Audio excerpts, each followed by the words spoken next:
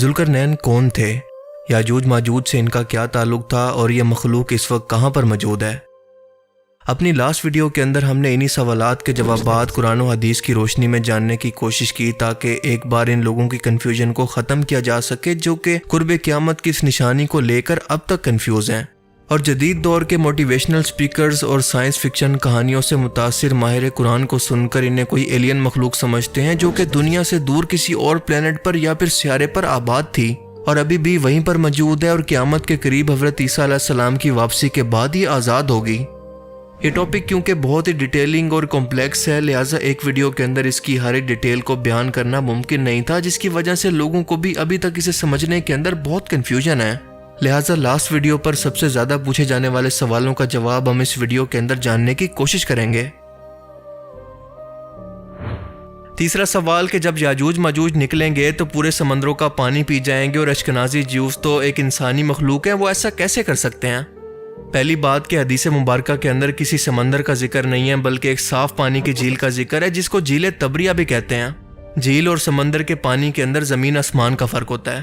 سمندر کے پانی کو ڈائریکٹلی کوئی انسان یا جانور کبھی نہیں پی سکتا کیونکہ اس کے اندر اتنا نمک ہوتا ہے کہ ہارٹ اٹیک اور کڈنی فیلئر سے اس انسان اور جانور کی فوراً موت ہو سکتی ہے۔ اور لاجیکلی سپیکنگ اگر یہ مخلوق تعداد کے اندر اتنی زیادہ ہے کہ زمین پر اترتے ہی وہ سمندروں کا پانی پی سکتی ہے تو اب تک وہ یہ پانی کیسے پی رہی ہے؟ اب تک ان کی پانی کی ضرورت کو کون پورا کر رہا ہے؟ حدیث مبارکہ میں بیان ہوتا ہے کہ جب یاجوج ماجوج نازل ہوں گے تو ہر بلندی سے اترتے ہوئے آئیں گے اور تعداد کے اندر اتنے زیادہ ہوں گے کہ جب ان کا پہلا گروہ جھیل تبریہ کے پاس سے گزرے گا تو سارا کا سارا پانی پی جائے گا، اور جب ان کا آخری گروہ پہنچے گا تو وہ کہے گا کہ یہاں پر کبھی پانی ہوا کرتا تھا۔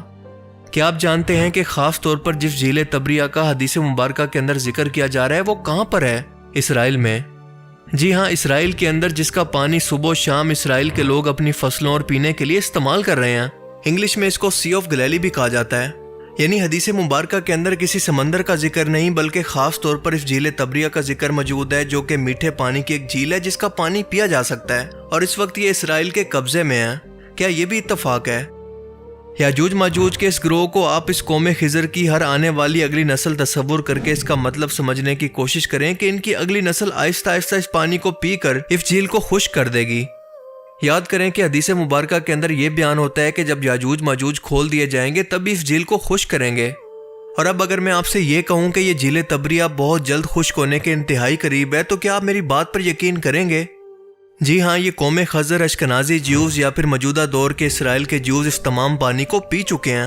ماہرین کے مطابق اس جھیل کے اندر پانی کی سطح اس قدر کم ہو چکی ہے کہ دوبارہ یہ اپنی اصلی حالت کے اندر کبھی واپس نہیں آ سکتی۔ اگر آپ کو یقین نہیں آتا تو یہ رپورٹ سنیں۔ Okay, now this is a really upsetting story. The Sea of Galilee is at its lowest level in a century after a limited rainfall last February. Northern farmers even fear that they will have to stop watering huge swaths of cultivated land unless the government steps in. The waters of the Sea of Galilee are now at their lowest on record, and officials say, are set to fall even lower.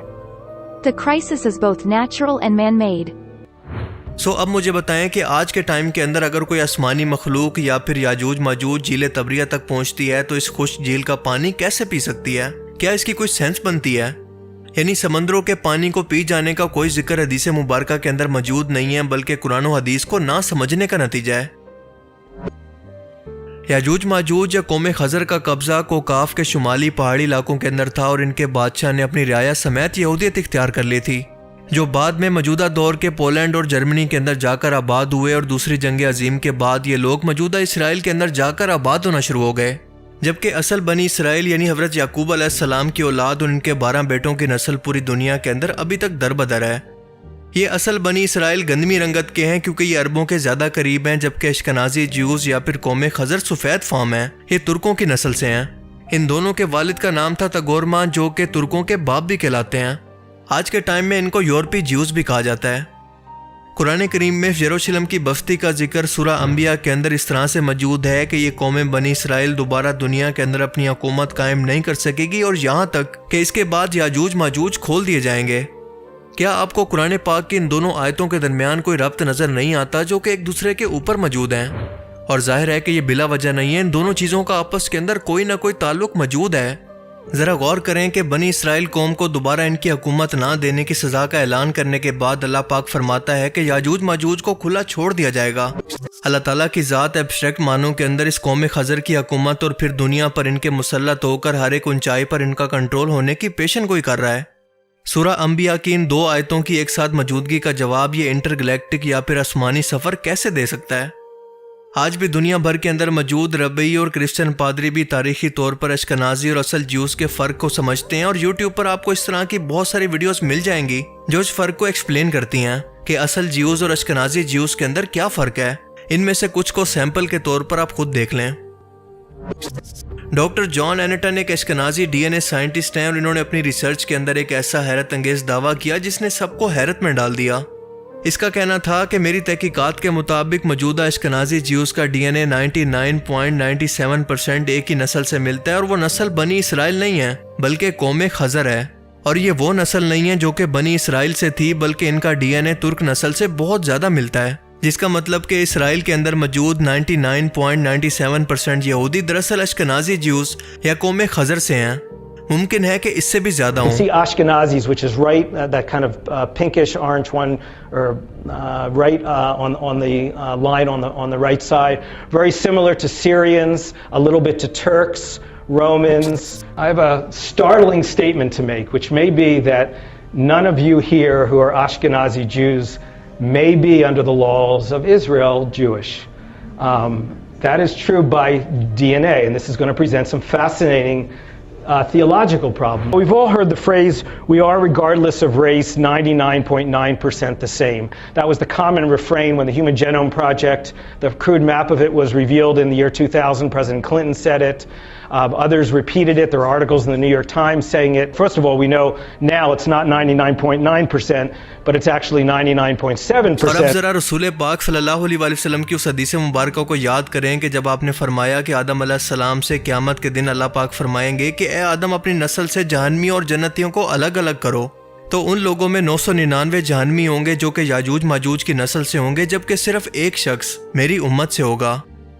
Zulqarnain کے لیے آسمانی سفر کی باتیں کرنے والے اس بات کا بھی جواب دیں کہ حدیث مبارکہ کے اندر واضح طور پر یاجوج ماجوج کو خاص طور پر عربوں کے لیے فتنہ کیوں کہا گیا ہے، اور ہم اپنی آنکھوں سے دیکھ رہے ہیں کہ حدیث مبارکہ کی پیشن گوئی کے مطابق یہ اشکنازی جیوز یا قوم خضر اپنے آس پاس موجود تمام عربوں پر حملہ کر کے ان کو تباہ کر رہی ہے۔ اور یہ بھی بتائیں کہ خاص طور پر جھیل تبریہ کے پانی کا ذکر کیوں کیا گیا۔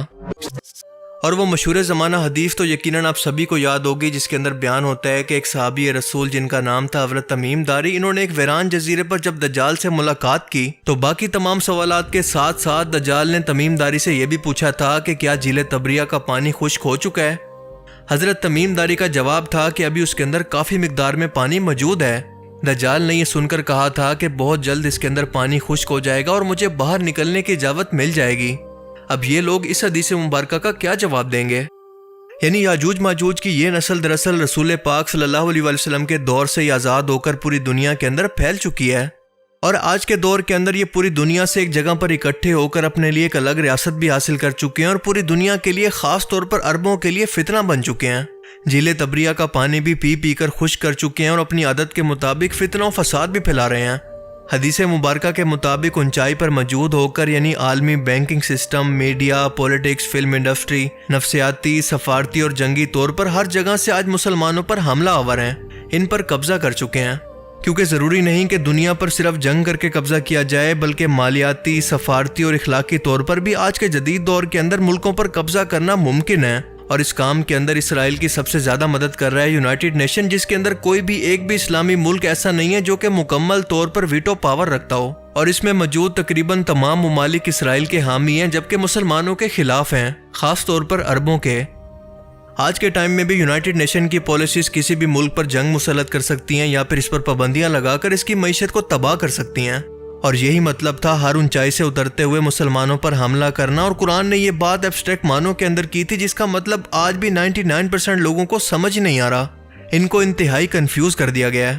شروع سے ہی ایلین جیسی مخلوق کا تصور ان کے دماغ کے اندر اس قدر بٹھا دیا گیا ہے کہ ان کے لیے تصور کرنا بھی مشکل ہے کہ یہی وہ مخلوق ہے جو اس زمین پر موجود ہو کر اپنی تعداد کو مسلسل بڑھا رہی ہے اور اپنے آس پاس مسلمانوں پر خاص طور پر حملہ آور بھی ہے۔ جبکہ اللہ تعالیٰ نے سورہ کاف کی آیت 98 کے اندر فرمایا کہ ذوالقرنین نے یہ دیوار بنانے کے بعد فرمایا کہ یہ میرے رب کا فضل ہے اور جب وہ وقت آئے گا تو وہ اس دیوار کو مسمار کر دے گا، بے شک میرے رب کا وعدہ سچا ہے۔ اور اسی وعدے کے بعد دربند کی یہ دیوار جو کہ موجودہ داغستان کے دربند کے علاقے کے اندر موجود ہے مسمار ہو چکی ہے۔ حضرت عیسیٰ علیہ السلام کی زمین پر واپسی اور دجال کو قتل کرنے کے بعد یہی یاجوج ماجوج اپنا آخری حملہ کریں گے جو کہ کسی بھی صورت میں ہو سکتا ہے، اور یہ ان کے لیے وہ سزا ہوگی جو کہ انہوں نے حضرت عیسیٰ علیہ السلام کی اس سے پہلے پیروی نہ کی اور ان کو قتل کرنے کی کوشش کی۔ اور اس کے بعد بیان ہوتا ہے کہ یاجوج ماجوج کا حملہ اس قدر شدید ہوگا کہ حضرت عیسیٰ علیہ السلام اپنے پیروکاروں کو لے کر ایک پہاڑ کی چوٹی پر چڑھ جائیں گے، اور اس کے بعد اللہ تعالیٰ ان کے جسم کے اندر ایک کیڑے کو، ایک وائرس کو پیدا کرے گا جو کہ ان کو ختم کر کے ان کی لاشوں کو زمین پر بکھیر دے گا۔ اب اس کیڑے کی، اس وائرس کی نوعیت کیا ہو سکتی ہے واللہ عالم، ہم اس کے بارے میں کچھ نہیں جانتے، اور اگر ہم اس کو قرآن کریم کے الفاظ کے مطابق اسٹریٹ یہی سمجھ لیں کہ وہ کوئی کیڑے ہوں گے، تو مجھے یہ بتائیں کہ اتنی بڑی فوج پر اتنے بڑے کیڑوں کی فوج آخر کہاں سے آ سکتی ہے؟ اس کا مطلب کہ اس کی نوعیت کچھ بھی ہو سکتی ہے جو کہ اب تک ہم سمجھنے سے قاصر ہیں۔ یہ کوئی بھی جان لیوا وائرس بھی ہو سکتا ہے یا کوئی بیماری بھی،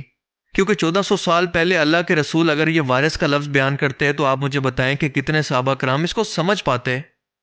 اب ان تمام پیشن گوئیوں کے بعد آخر شک کی کیا گنجائش باقی رہ جاتی ہے کہ یہ قوم خزری دراصل یاجوج ماجوج کی نسل سے ہیں جو کہ آج بھی اسرائیل پر قابض ہو کر اکٹھے ہو کر حملہ کر رہے ہیں اور وہی مظلومیت کا کارڈ کھیل رہے ہیں تاکہ ایک آخری فیصلہ کن مرحلہ کن جنگ کے ذریعے مسلمانوں کا مکمل طور پر صفایا کر سکیں، جو کہ عام حالات میں ان کے لیے پاسبل ہی نہیں تھا، کیونکہ آپ جانتے ہیں کہ حملے کے لیے بس ایک جواز کی ضرورت ہوتی ہے، جیسا کہ امریکہ نے سپتمبر 11 کے حملے کا بہانہ بنا کر تمام مسلمان ملکوں پر، خاص طور پر عرب پر حملوں کا آغاز کر کے ان کو مکمل طور پر تباہ کر دیا۔ اور بالکل اسی طرح سے بہانہ بنا کر آج کے ٹائم کے اندر اسرائیل خود کو ڈیفینڈ کرنے یا پھر مظلومیت کا کارڈ کھیل کر یہ جنگ شروع کر چکا ہے، اور مسلمان بیچاروں کو انہی آسمانی سفر کے پیچھے لگا کر ان سے حقیقت چھپائی جا رہی ہے تاکہ ان کو غفلت میں رکھا جائے، جسے کچھ لوگ تو اپنی جہالت کی وجہ سے تو کچھ لوگ جان بوجھ کر پروپیگنڈا کے طور پر پروموٹ کر رہے ہیں۔ اور اسی بات سے اندازہ کریں کہ جب تک ہم اپنے دشمن کو پہچانیں گے ہی نہیں تو ان سے لڑیں گے کیا؟ اللہ تعالیٰ سے دعا ہے کہ وہ ہمیں سمجھنے کی اور نیک عمل کرنے کی توفیق عطا فرمائے، آمین۔